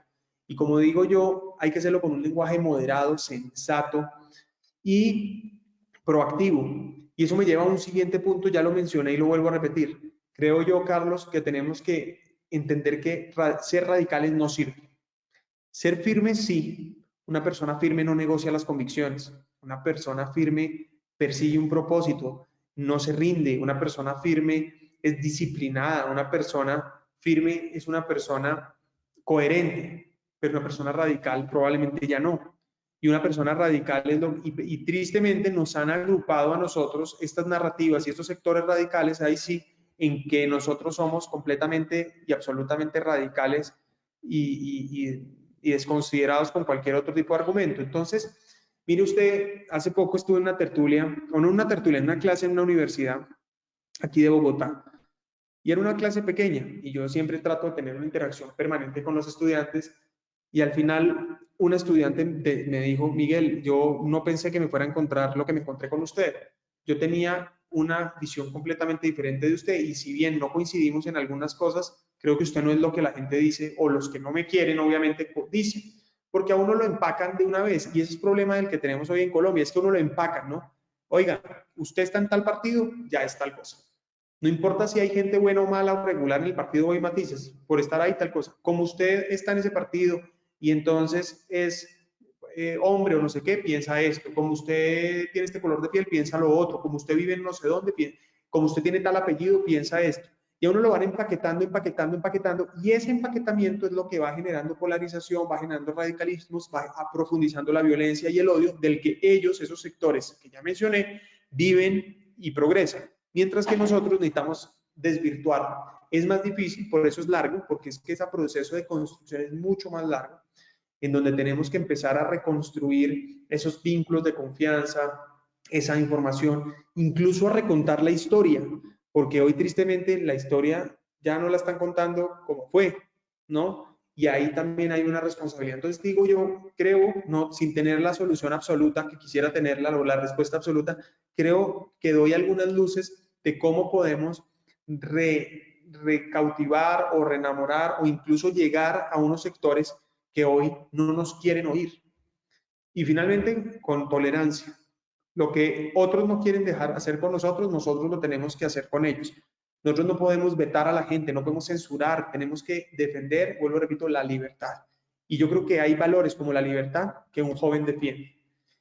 Ojalá no tengamos que llegar a un régimen totalitario para decir teníamos la razón. En Bogotá me pasó un poco, y lo digo con algo de modestia aparte, pero lo digo, hoy con el desborde que tiene Claudia López en Bogotá, pues finalmente queda reivindicado parte de lo que nosotros dijimos en campaña, hicimos en la alcaldía con el alcalde Peñalosa, y pues tristemente tuvo que pasar para demostrar que Claudia no era una buena alcaldesa. Ojalá no nos pase en Colombia, porque el efecto podría ser completamente irreversible. Muchas gracias, doctor Miguel. Franklin Rones Patermina, por favor, está abierto su micrófono y se alista el señor capitán Fabio Cuello. Adelante, Franklin Rones Patermina. Bueno, muy buenas noches. Miguel, no sé si te acuerdas de mí, nos reunimos aquí en Cartagena hace un mes, yo soy el amigo de Juan Carlos Romero, Claro que sí. el amigo de Cincelejo.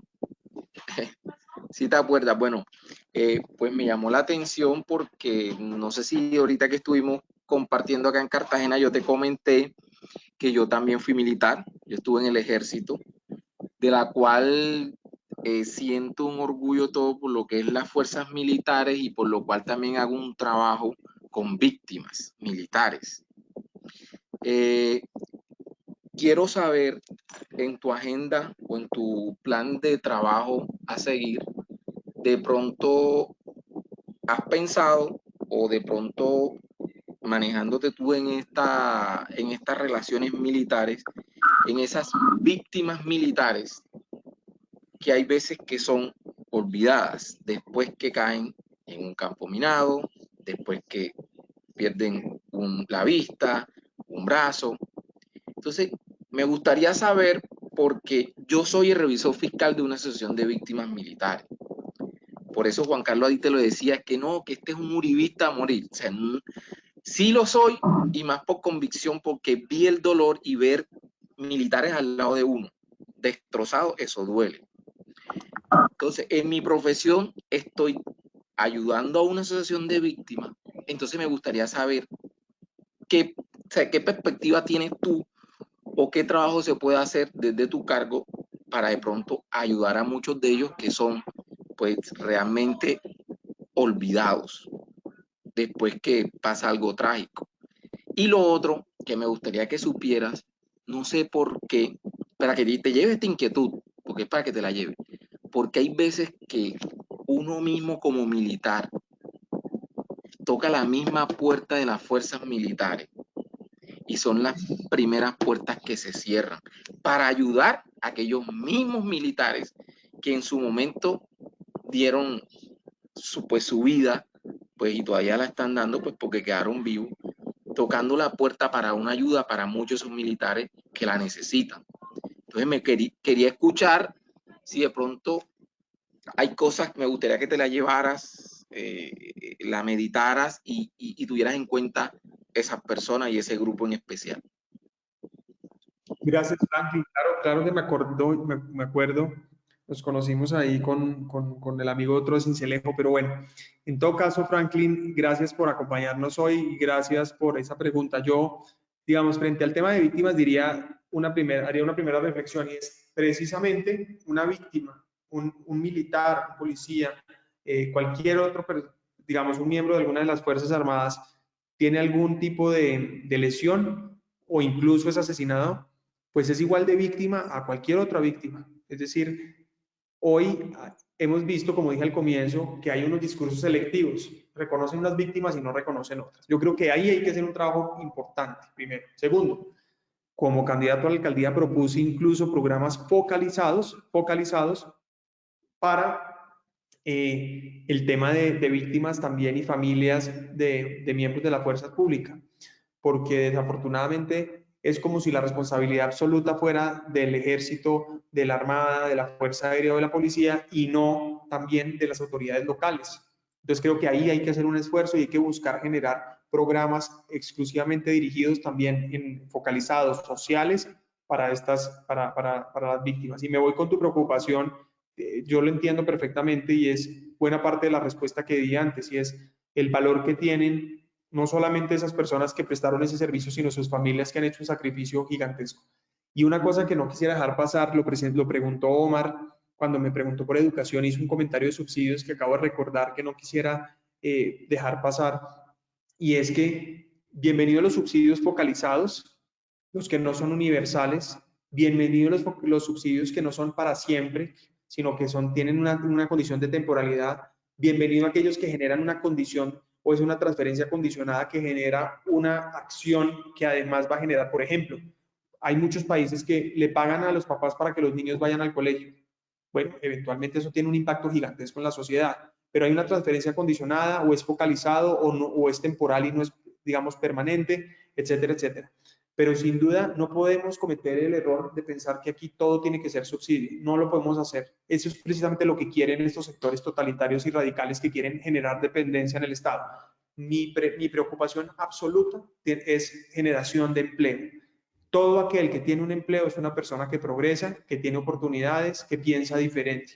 Yo creo que ese también es una reflexión que debe hacer no solamente los dirigentes en el sector público, sino en el privado, porque además está comprobado en el mundo entero que es el sector productivo el que acaba la pobreza a través de generación de empleo y pago de impuestos. El Estado es malo para hacerlo y en buena parte es lo que pretende hacer el socialismo. Con eso cerro la pregunta de Omar y termino aquí la de Franklin, y nuevamente un gusto, Franklin, por saludar. Señor Capitán Cuello, su micrófono está abierto. Adelante, por favor, y se alista el señor Coronel Juan Luis Gutiérrez Restrepo. Adelante, señor Capitán Cuello. Por favor, active su micrófono. Bienvenido, adelante. Buenas noches, señor Miguel Uribe Turbay. Gracias por acompañarnos la noche de hoy.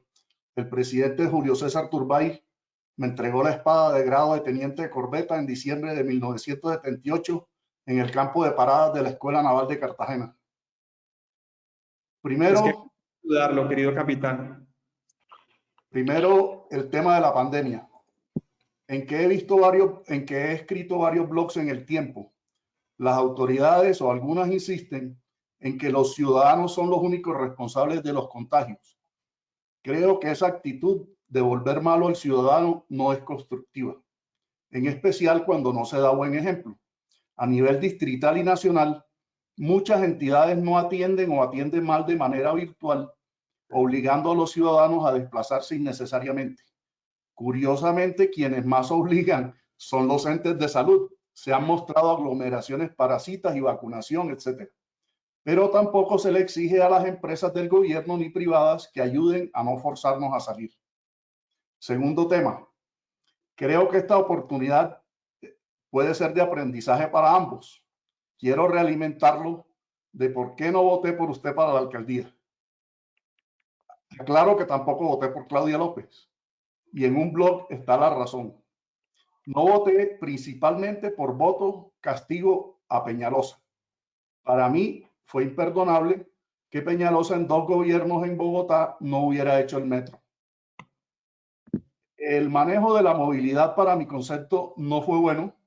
Se bajó la velocidad a límites inmanejables con el objeto aparente de poner más fotomultas. La Contraloría denunció 250.000 fotomultas ilegales y lo que hizo Movilidad la noche de la Arena Movistar fue reprochable.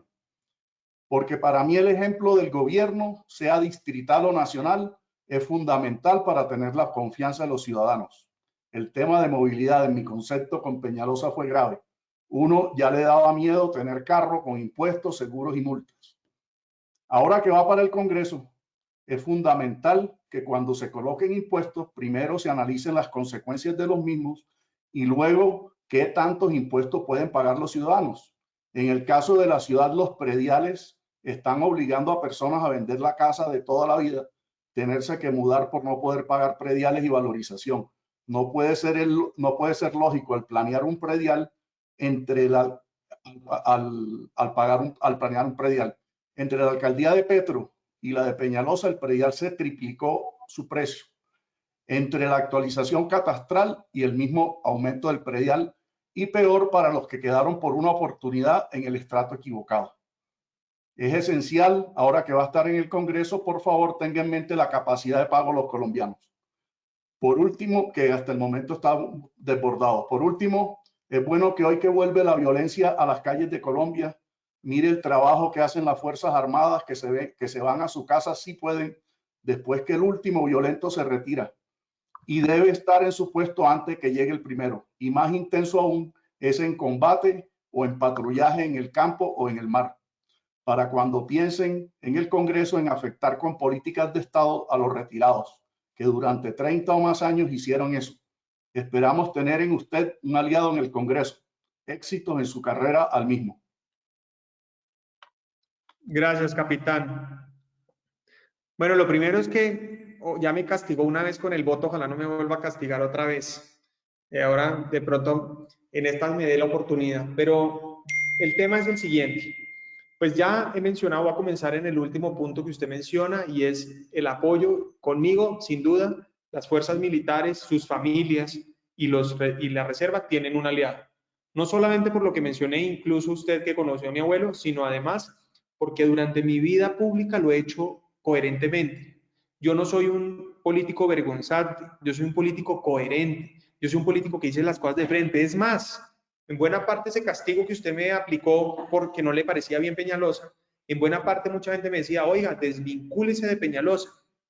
Y yo decía, yo no puedo ser desleal, prefiero perder antes de ser desleal. La lealtad es otro valor fundamental que se ha perdido en la sociedad y yo no voy a dar ejemplo de eso. Entonces, yo soy un político que cuando digo una cosa la hago y cumplo. Cuando digo una cosa es porque la pienso. Y durante toda mi vida, incluso particularmente en la Secretaría de Gobierno, siempre le puse la cara a los temas de la policía en este caso, incluso también de la Brigada 13 cuando ameritaba. Siempre era aliado. Nunca lo que hizo Claudia hace unos días, en donde le echó la culpa a la policía y tuvo que salir el general de Bogotá a decir yo respaldo a los policías. O lo que hace ahora, que por debajo dice una cosa y pues públicamente dice otra. Entonces, yo en eso pueden tener la tranquilidad, no solamente tener un aliado, sino que además de que lo que yo diga lo voy a hacer. Segundo, usted mencionaba el tema de la pandemia, fue su primer punto. En la pandemia rápidamente lo que tengo que decir es que coincido con usted, es que la pandemia no, los responsables de manejar la pandemia no son los ciudadanos, son las autoridades. Claro, tenemos un papel fundamental de cultura ciudadana que a propósito se demoró mucho el Estado, particularmente esto le responde a las alcaldías, de promover. Duramos 8 meses encerrados, o casi 7 en Bogotá, o 8, y la cultura ciudadana que se promovió fue básicamente nula.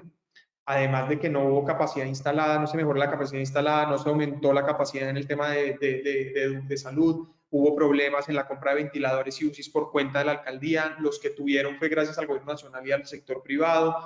Bueno, de todo lo que a ustedes se les ocurra fueron los problemas que hemos visto en Bogotá, ni se diga, es donde más conozco obviamente lo que ha pasado en el mal manejo de la pandemia, y usted tiene razón en las 2 o 3 preocupaciones que tiene, coincido con usted, pero digamos que si la administración lo hubiera hecho mejor, pues la cosa sería diferente. Entre otras cosas, mientras la alcaldesa cierra el comercio, permite manifestaciones públicas, mientras cierra el comercio, permite aglomeraciones y eventos públicos de la misma administración. Entonces es absurdo lo que hemos visto. Y bueno, y ni se diga el viaje de paseo que se pegó en el segundo pico a vacaciones, por el cual en el mundo renunció mucha gente, pues Claudia, nada, sin vergüenza, nuevamente llega a asumir. Frente al tema de movilidad e impuestos, yo sí creo que vale la pena que me demore unos minutos. Lo primero es que con mucho, digamos, yo entiendo lo que, ahora creo, más bien, su preocupación con el tema del vehículo particular. Creo que una fue la alcaldía de Peñalosa número 1, la otra fue la número 2. En la 2, creo yo que no hubo una persecución al vehículo particular, pero más que eso, independientemente, ni siquiera fue un parte del debate. Yo mismo, porque yo además no estoy a favor de la persecución del vehículo particular, creo profundamente que el que quiera usar un vehículo tiene todo el derecho a hacerlo. Es en buena parte, además, uno de los anhelos de la gran mayoría de los colombianos, comprar su propio carro, poder transportar a su esposa o incluso a su cónyuge al trabajo, o a sus niños al colegio, hacer su trabajo, etcétera, etcétera. Es un tema de comodidad y pues, de calidad de vida. Pero obviamente la discusión frente al vehículo particular es la misma en el mundo entero y son las externalidades negativas y es lo que implica los carros, es la necesidad de que cada vez tengan mejor combustible, etcétera, etcétera, etcétera. Pero bueno, en eso no voy a entrar. En lo que quiero entrar es en lo que se hizo en movilidad.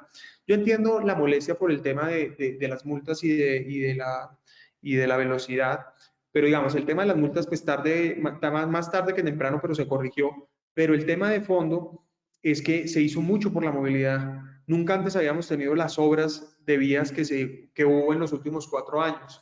Y puedo dar aquí algunos ejemplos, por ejemplo, y vías incluso que habían comenzado con Samuel Moreno, que Petro no hizo nada, incluso cobró Petro valorización, o Samuel valorización, y Petro se endeudó en más de 4.3 billones y no hizo nada.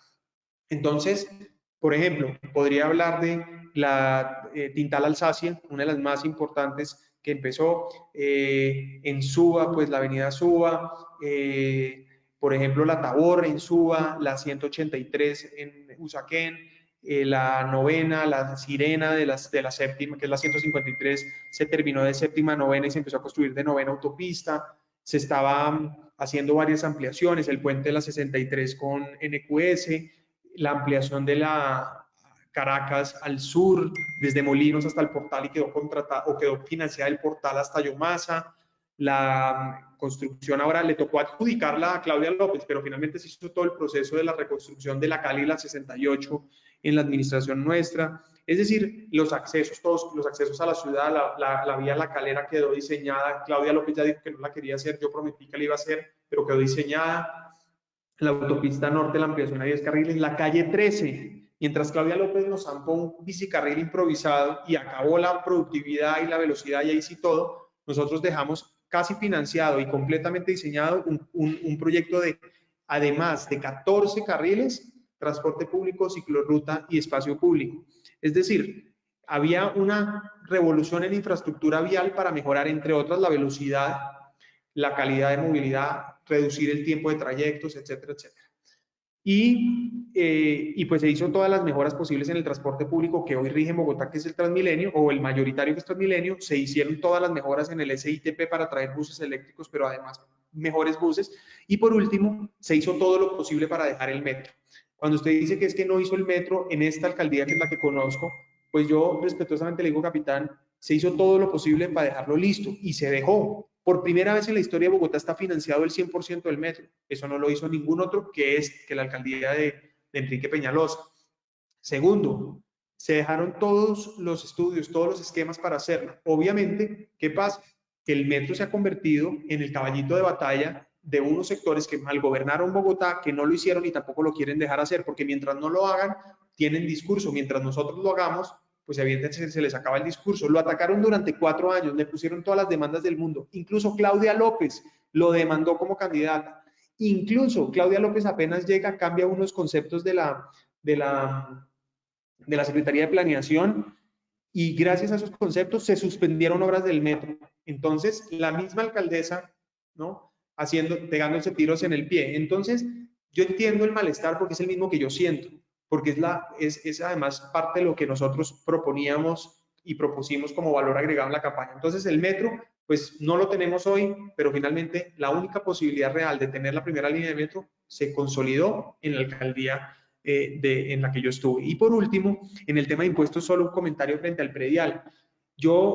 Hicimos un esfuerzo gigantesco, capitán, para reducir el aumento del predial. Es claro que subió, pero digamos, cada vez sube menos y fue gracias al esfuerzo que nosotros hicimos. Cuando Petro era alcalde, Petro no solo tuvo actualización catastral, sino que además el tope del predial de un año al otro, como dice la ley, era hasta del 100%, es decir, se podía duplicar. Cuando llegamos nosotros el primer año, pusimos el tope al 20%, que sigue siendo mucho, pero el 20%, no importa si su catastro sube o si sube el valor del inmueble, no puede subir más del 20%. Pero lo más importante es que el último año se puso un tope del 5% para los residenciales, entonces ya se limita a 5%. Yo propuse que fuera el 3% en Bogotá, pero además de eso, propuse que fuera para comerciales, para todos, es decir, que el predial no siguiera asfixiando. Entonces, buena parte, entiendo su preocupación, algo se alcanzó a hacer, no es suficiente, pero vuelvo y juega, un gobierno no era suficiente y yo, además de haber contribuido a que lográramos pandear un poco esa carga que coincido con usted, es absolutamente absurda, y no solamente la del predial para las casas, para el comercio. ¿Con qué incentivo crea usted un comercio cuando el predial lo asfixia de esa manera? Y por último, pues la necesidad de continuar para seguir combatiendo, pues generando oportunidades. Entonces, capitán, como le digo con todo el cariño, ya me castigó una vez, no me castigue otra vez con ese voto. Gracias. Muy bien, nos hemos pasado un poco del tiempo, doctor Miguel, y vamos con la última pregunta que la formula el señor coronel Juan Luis Gutiérrez Restrepo. Adelante, señor coronel Gutiérrez, por favor. Gracias, buenas noches a todos los asistentes a la tertulia centenaria. Un especial y respetuoso saludo al doctor Miguel Uribe. Gracias por compartir su aspiración al Senado. Doctor Uribe, 3 preguntitas muy concretas de mecánica electoral. Usted va con el aval del Centro Democrático y con la bendición del presidente Uribe. Primera pregunta, ¿piensa usted que el Partido Centro Democrático sobrevivirá en las próximas elecciones? Le hago esta pregunta tomando como referencia los resultados electorales en las elecciones de Mitaca. alcaldías y gobernaciones donde el Centro Democrático no sacó ni un solo gobernador ni un solo alcalde. Segunda pregunta, ¿dónde piensa usted conseguir los 30.000 votos que más o menos necesita para salir senador? Tomando como referencia pues los votos que obtuvo el Centro Democrático en las pasadas elecciones. En total sacó 2.513.320 votos, 19 curules. El mayor elector fue el presidente Uribe, 875.554, y el último senador, 19, John Harold Suárez Vargas, con 26.760. Todos son unos varones electorales. Y tercera pregunta, a nivel regional, ¿cómo va usted a articular su aspiración para el Senado? ¿Qué apoyos tiene de otros aspirantes a la Cámara que ayuden a apoyar su aspiración al Senado a nivel nacional? Esas son mis tres preguntas, doctor Miguel. Muchas gracias y quedo atento a sus amables respuestas. Gracias, querido coronel. Entonces, lo primero es que sí, tengo el aval del Centro Democrático y fui invitado por el presidente Uribe a ser parte de la lista y agradezco profundamente su generosidad y además su respaldo. Segundo, estoy convencido que el Centro Democrático va a sobrevivir porque en buena parte ha sido, diría yo, uno de los únicos partidos, para no decir el único, que ha sido firme en esa lucha contra lo que podríamos llamar socialismo o sectores radicales, regímenes totalitarios, todos aquellos que están en la búsqueda de la destrucción de las instituciones, todos aquellos que están en la búsqueda de la censura de la libertad, todos aquellos que están en contra de la iniciativa privada. Entonces creo sin duda que va a sobrevivir. Ahora, claro que tiene retos. Yo ya he mencionado varios aquí con todo lo que he venido diciendo, pero sin duda tiene retos. Y mucho más ahora sin que el presidente Uribe aspire. Ahora, el presidente va a seguir siendo sin duda una de las personas que guíe el futuro y la visión del partido. Pero finalmente el partido tiene que convertirse en el que defiende unas tesis y un legado que transformó al país y que lo va a seguir haciendo, sin duda. Y tenemos que repotenciar esas tesis, tenemos que reimaginarlas, tenemos que fortalecerlas, tenemos que profundizarlas, tenemos que, como decía ahora a la pregunta de Carlos, al teniente Carlos, pues hay que pensar cuál es el lenguaje adecuado, cuál es el enfoque adecuado para poder podernos meter en ese tema. Entonces, creo que sí tiene retos, pero claro que va a sobrevivir y no me cabe la menor duda que va a ser una de las bancadas más importantes en el Congreso. Puede eventualmente bajar unos curules o puede eventualmente mantenerse. Eso lo veremos en su momento. Pero sin duda hoy hay una discusión de modelos de país en donde, pues creo yo, y por eso en buena parte tomo la decisión de aspirar por el Centro Democrático, es que el Centro Democrático ha sido firme en la defensa de esos valores democráticos que tenemos que defender como sociedad si no queremos caer en regímenes como el de Venezuela, el de Cuba, el de Ecuador, o mejor dicho, el anterior, el de Rafael Correa, etc. Entonces estoy convencido que sí va a sobrevivir. Ahora, ¿de dónde espero sacar los votos? Usted hace un cálculo que puede ser acertado y es que debe uno sacar más de 30.000 votos para ser senador por el Centro Democrático. Yo creo que eso va a ser incluso un poquito más alto, creo que va a ser alrededor de 45.000 votos el voto mínimo para ser senador en el Centro Democrático. Yo creo que va a haber mucha más competencia porque ya entonces cada uno, ¿no?, está haciendo su trabajo. En el Centro Democrático hay gente muy valiosa que ha hecho bien la tarea, que sin duda va a tener una posibilidad muy grande de salir, incluso de mejorar su votación sustancialmente.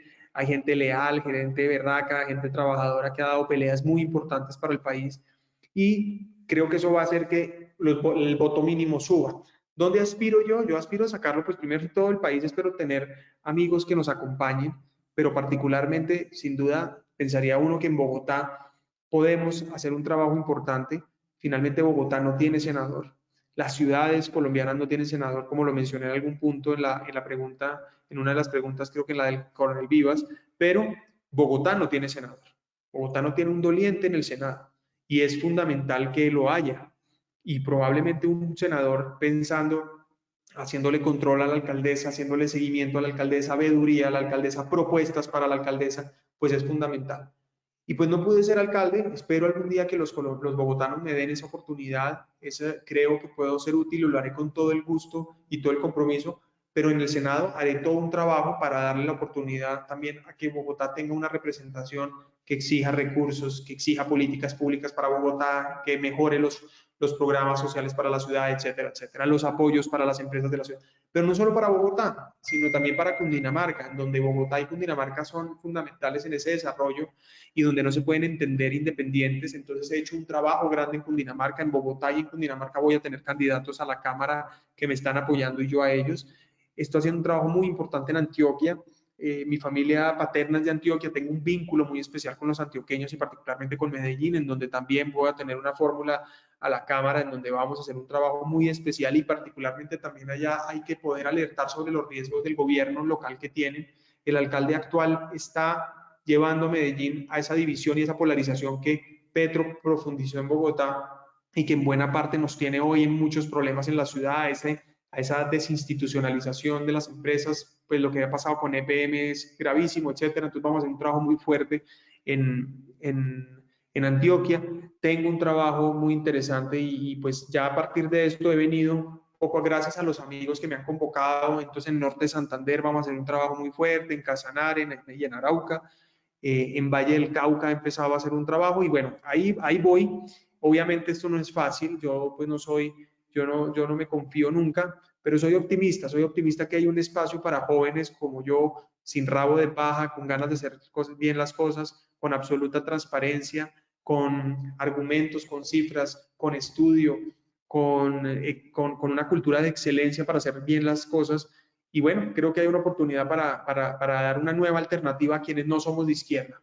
Para la no izquierda colombiana creo que puedo ser una buena alternativa y vamos a seguir dando la pelea.